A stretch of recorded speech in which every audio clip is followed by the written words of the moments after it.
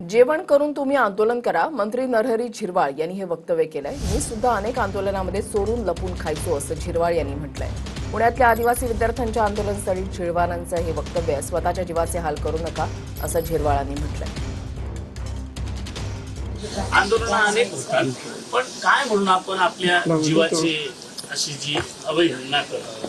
आंदोलन केलं असतं तुम्ही आजपर्यंत इथं आलेच नसते. नाही, असं नाही होत. असं नाही होत. अनेक ठिकाणी आंदोलनं केली जातात.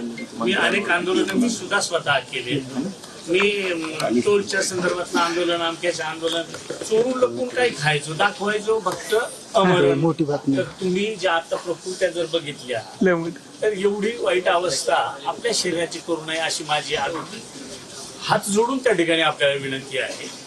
झालेल्या चर्चेचा वृत्तांत सगळा मंत्री महोदयांनी सांगितला.